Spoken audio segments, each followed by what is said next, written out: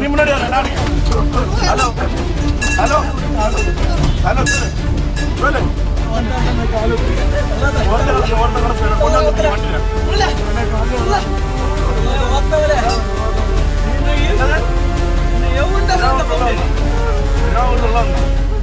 நான் இந்த திருவிழா கடை இந்த கேம்ப் போடுவேன். மண்டை கடை அன்னைக்கு நான் கேம்ப் போட்டுட்டு வந்தப்போ ஒரு அண்ணன் வந்து என்ன, நான் போலீஸு நேற்று எங்கே பைக் ஆக்சிடென்ட் பண்ண அப்படின்னு சொல்லிட்டு என்னை கூப்பிட்டு வந்தாங்க.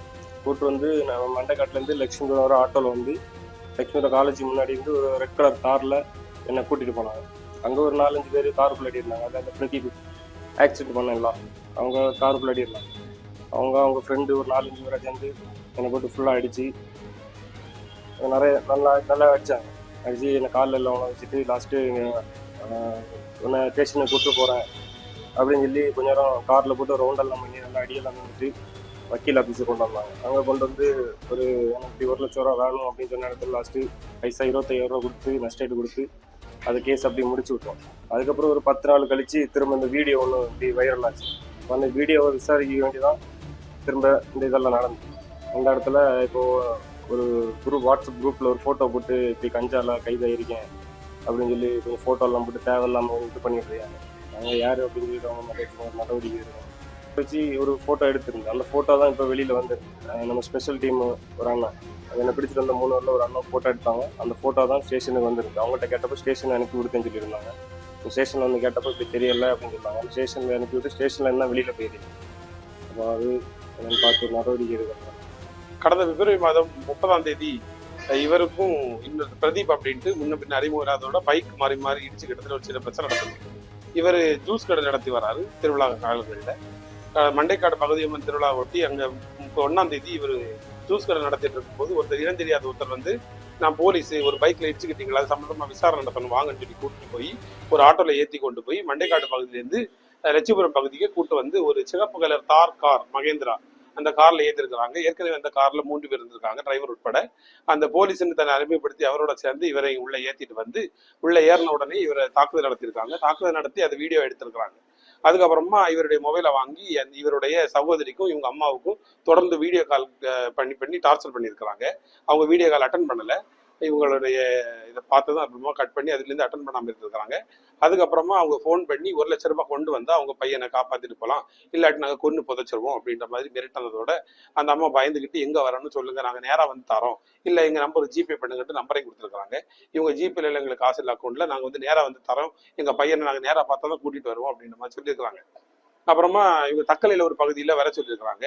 இவர் அடித்து வீடியோ எடுத்து வச்சிருந்த வீடியோவையும் காட்டி இவங்களை மிரட்டி நீங்கள் பேச்சுவார்த்தை நடத்தி எங்களுக்கு இது பண்ணித்தாங்க அப்படின்ட்டு 25,000 ரூபாய் வந்து ஒரு வக்கீலை வச்சு ஆஃபீஸ் முன்னிலையில் அவர் வக்கீல் ஆஃபீஸில் வக்கீல் முன்னிலையில் பேச்சுவார்த்தை நடத்தி 25,000 ரூபாய் கொடுத்து இந்த பையனை மீட்டுட்டு போயிருக்காங்க. மீட்கும் போது இவருடைய அம்மா, இவருடைய அப்பா, அப்புறமா இவருடைய சித்தி, இவங்க 3 பேர் வந்து பேசி மீட்டுட்டு போயிருக்கிறாங்க. இப்போ போகும்போது நீங்க இது சம்பந்தமாக நீங்க ஏதாவது வழக்கோ புகாரோ கொடுக்க ஆரம்பிச்சீங்கன்னா நாங்க பையனை எப்படியாவது கண்டுபிடிச்சு கொன்றுவோம் அப்படின்ற மாதிரி மிரட்டினதுனால இவங்க வெளியே சொல்லாம விட்டுருக்காங்க.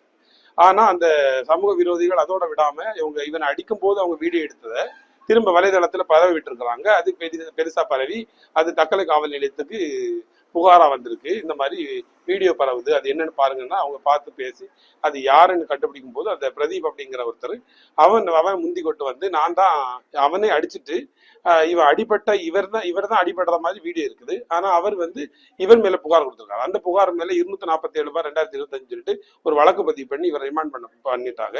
அப்புறமா சொந்த பிணையில நீதியரசர் வந்து வெளியே விட்டுட்டார் இவரை. இப்போ அவர் மேலேயும் வழக்கு பதிவு பண்றதுக்கு புகார் கொடுக்கப்பட்டிருக்கு இவர் அடி வாங்கினதுனால.